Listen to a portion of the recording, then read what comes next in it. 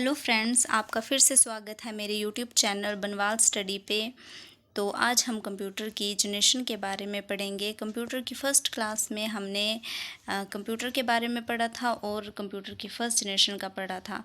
तो पहले हम डिस्कस कर लेते हैं हमने फ़र्स्ट क्लास में क्या क्या पढ़ा था। तो उसमें पढ़ा था हमने कि कंप्यूटर एक इलेक्ट्रॉनिक डिवाइस है, वो डाटा को प्रोसेस करता है और उसको इन्फॉर्मेशन में कन्वर्ट करता है, इसलिए कंप्यूटर को डेटा प्रोसेसर भी कहते हैं। तो कंप्यूटर में हर टास्क को परफॉर्म करने के लिए अलग अलग प्रोग्राम होते हैं, जैसे MS वर्ड हो गया, MS एक्सेल हो गया, टैली एटसेट्रा, ठीक है। इसलिए इसको प्रोग्रामेबल मशीन भी कहते हैं और कंप्यूटर को इंफॉर्मेशन प्रोसेसिंग सिस्टम भी कहते हैं। तो कंप्यूटर के चार नाम हो गए। तो फर्स्ट आ गया electronic device, data processor, programmable machine और इंफॉर्मेशन प्रोसेसिंग सिस्टम। उसके बाद पढ़ा था हमने डेटा के बारे में। तो डाटा जो होता है वो हमेशा मीनिंगलेस होता है, क्योंकि हम कंप्यूटर में कुछ भी डाटा इनपुट करते हैं, तो जैसे हमने ABC 1 2 3 जो मर्जी हम इनपुट कर देते हैं, तो वो डाटा होता है वो मीनिंगलेस होता है। डाटा टू टाइप का होता है, एक होता है न्यूमेरिक डाटा होता है और एक नॉन न्यूमेरिक डाटा होता है। तो न्यूमेरिक डाटा होता है जिसमें 0 से 9 तक डिजिट आते हैं, वो होता है हमारा न्यूमेरिक डाटा। और जो नॉन न्यूमेरिक डाटा होता है उसमें हम जैसे मैथमेटिकल कैलकुलेशन परफॉर्म करते हैं, जैसे एडिशन, सब्ट्रैक्शन, मल्टीप्लिकेशन या डिवीज़न, ठीक है। तो ये होता है हमारा नॉन न्यूमेरिक डाटा। आगे हमने पढ़ा था इन्फॉर्मेशन का। तो इन्फॉर्मेशन हमेशा मीनिंगफुल होती है, क्योंकि हम कंप्यूटर में जो डेटा इनपुट करते हैं, कंप्यूटर उसको प्रोसेस करके इन्फॉर्मेशन में कन्वर्ट करता है। तो इन्फॉर्मेशन हमेशा मीनिंगफुल ही आती है। इनपुट किए गए डाटा को प्रोसेस करके इन्फॉर्मेशन में बदला जाता है, तो उसे इन्फॉर्मेशन प्रोसेसिंग साइकिल कहते हैं। कई बार एग्ज़ाम में ऐसी टर्म्स पूछ ली जाती हैं, तो आपने ये डेफिनेशन याद कर लेनी है कि इनपुट किए गए डाटा को प्रोसेस करके इन्फॉर्मेशन में बदला जाता है, तो उसे इन्फॉर्मेशन प्रोसेसिंग साइकिल कहते हैं, ठीक है। उसके बाद हमने पढ़ा था कंप्यूटर की फर्स्ट जनरेशन के बारे में। तो जो कंप्यूटर की पहली जनरेशन थी कंप्यूटर की, उसको पहली पीढ़ी भी कहते हैं, ठीक है। उसका जो टाइम पीरियड था वो था 1942 टू लेके 1955 तक, ठीक है। जो टाइम पीरियड था वो था 1942 से लेके 1955 तक। पहली पीढ़ी में जो भाषा का उपयोग किया गया था वो थी हमारी मशीनी भाषा। कंप्यूटर उस टाइम 0 और 1 की लैंग्वेज समझता था, ठीक है। और जो स्पीड की गति को मापा गया फर्स्ट जनरेशन ऑफ कंप्यूटर में, वो मिली सेकेंड में मापा जाता था। और जो इसमें ऑपरेटिंग सिस्टम का उपयोग किया गया वो किया गया बैच प्रोसेसिंग ऑपरेटिंग सिस्टम का उपयोग किया गया, ठीक है। उसके बाद इसमें जो कंप्यूटर का आविष्कार हुआ वो थे ENIAC, EDVAC, EDSAC और UNIVAC। कंप्यूटर का आविष्कार किया गया फर्स्ट जनरेशन ऑफ कंप्यूटर में। मेमोरी को स्टोर करने के लिए इसमें पंच कार्ड और मैग्नेटिक टेप का उपयोग किया गया। बिजली की आपूर्ति के लिए वैक्यूम ट्यूब और वाल्व का उपयोग किया गया, ठीक है। ये पढ़ा था हमने फर्स्ट जनरेशन ऑफ कंप्यूटर में, ठीक है। जो वैक्यूम ट्यूब था उसका आविष्कार सन 1904 में जॉन एम्ब्रोस फ्लेमिंग ने किया था। जो हमारा फर्स्ट इलेक्ट्रॉनिक कंप्यूटर था वो था ENIAC, ठीक है। इसलिए ये जो टर्म्स है छोटी छोटी, ये आपने याद कर लेनी है। आज की क्लास में हम पढ़ेंगे सेकंड जनरेशन ऑफ कंप्यूटर के बारे में। तो जो सेकंड जनरेशन ऑफ कंप्यूटर था उसका जो टाइम पीरियड था वो था 1955 टू 1964 तक, ठीक है। दूसरी पीढ़ी का टाइम पीरियड था 1955 से लेके 1964 तक। अब इसमें स्पीड की गति को माइक्रो सेकेंड में मापा जाने लगा। जो फर्स्ट जनरेशन ऑफ कंप्यूटर था उसमें स्पीड की गति को मिली सेकेंड में मापा जाता था, इसमें माइक्रो सेकेंड में मापा जाने लगा, ठीक है। इसलिए आपने जो लर्न करना है वो कंपेयर करके याद करना है, ठीक है। स्पीड की गति को माइक्रो सेकेंड में मापा जाने लगा। मेमोरी के लिए मैग्नेटिक कोड तकनीक का इस्तेमाल किया गया। सेकेंड जनरेशन ऑफ कंप्यूटर में मेमोरी के लिए मैग्नेटिक कोड तकनीक का इस्तेमाल किया गया। फर्स्ट जनरेशन में किसका इस्तेमाल किया गया था? फर्स्ट जनरेशन में इस्तेमाल किया गया था हमारे पंच कार्ड और मैग्नेटिक टेप का, ठीक है।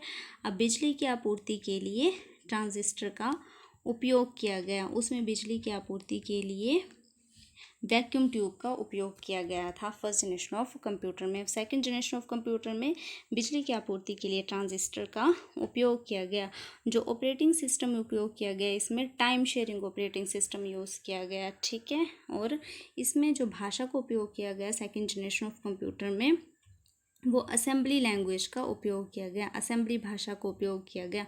फर्स्ट जनरेशन ऑफ कंप्यूटर में मशीनी लैंग्वेज का उपयोग किया गया था, ठीक है। इसमें जो कंप्यूटर बनाए गए वो थे IBM 1401, NCR 304।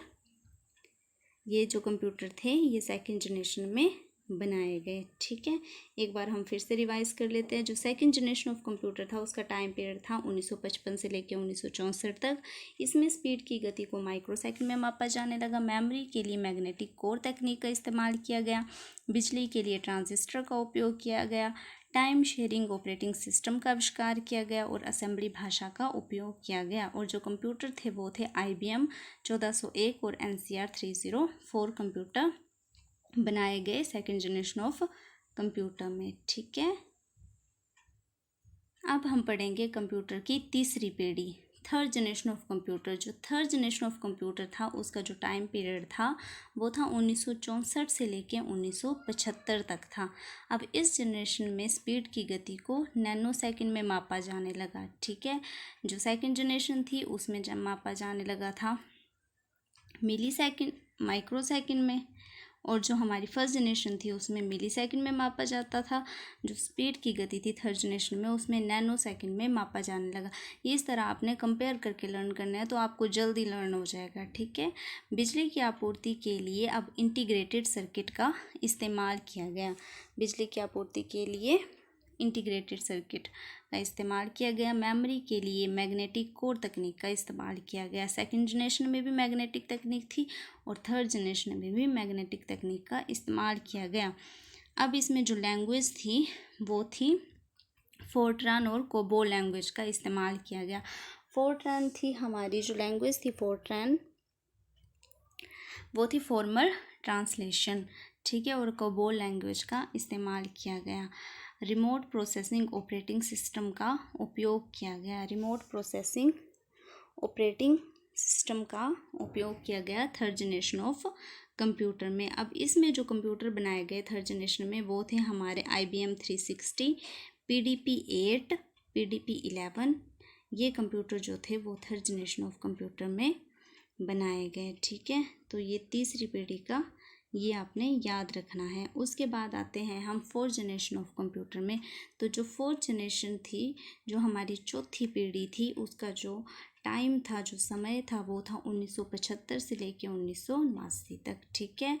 तो 1975 टू लेके 1989 स्पीड को अब पिको सेकंड में मापा जाने लगा, ठीक है। फोर्थ जनरेशन ऑफ कंप्यूटर में जो स्पीड थी उसको पिको सेकंड में मापा जाने लगा। बिजली के लिए माइक्रो प्रोसेसर का इस्तेमाल किया गया। माइक्रो प्रोसेसर एक उस टाइम चिप होती थी, ठीक है। जो हमारी फर्स्ट माइक्रो प्रोसेसर चिप थी वो थी ITL 4004, उसमें बनाई गई थी first micro processor chip ITEL, ठीक है। मेमोरी के लिए विंचेस्टर डिस्क का इस्तेमाल किया गया। जो मेमोरी को स्टोर किया जाता था उसके लिए विंचेस्टर डिस्क का इस्तेमाल किया गया। अब ये विंचेस्टर डिस्क क्या होती है? विंचेस्टर डिस्क होती है जैसे हमारी जो हार्ड डिस्क होती है उसमें एक डिस्क के अंदर, उसके अंदर एक डिस्क के अंदर ऊपर दूसरी डिस्क रखी होती है। जो हमारी हार्ड डिस्क है उसके अंदर एक डिस्क के ऊपर दूसरी डिस्क रखी होती है, उसको विंचेस्टर डिस्क बोलते थे। ये क्या करती है? डेटा स्टोर करती है। उस टाइम जो विंचेस्टर डिस्क थी वो बहुत पॉपुलर थी, ठीक है। उसके बाद जो ऑपरेटिंग सिस्टम था वो था GUI, graphical user interface operating system का इस्तेमाल किया गया। इससे ये फ़ायदा हुआ कि हम चित्र को देखकर अब कंप्यूटर में काम कर सकते थे और कंप्यूटर का उपयोग अब एंटरटेनमेंट के लिए भी किया जाने लगा। डोमेन बेस्ड भाषा का इस्तेमाल किया गया। For example Microsoft front page, JSP और SQL भाषा का उपयोग किया गया, ठीक है। Microsoft front page, JSP Java server page, SQL structure query language का इस्तेमाल किया गया। और कंप्यूटर बनाए गए इस जनरेशन में IBM 4341 और DEC 10 कंप्यूटर बनाए गए। ठीक है, ये आ गया हमारा 4th जनरेशन ऑफ कंप्यूटर। अब आता है 5th जनरेशन ऑफ कंप्यूटर। तो जो हमारी 5वीं पीढ़ी थी कंप्यूटर की वो थी 1989 टू नाउ तक, टिल नाउ तक, जो अब तक समय चल रहा है 5th जनरेशन के बाद से। तो स्पीड को पिको सेकंड में मापा गया।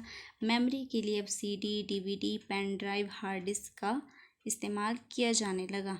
डाटा स्टोर, एंटरटेनमेंट, इंटरनेट सभी सुविधाएं 5वीं पीढ़ी में मिलने लगी, जो अभी तक हमें मिल रही हैं। ठीक है, बिजली की आपूर्ति के लिए ULCI का इस्तेमाल किया गया। अल्ट्रा लार्ज स्केल इंटीग्रेशन का इस्तेमाल किया गया।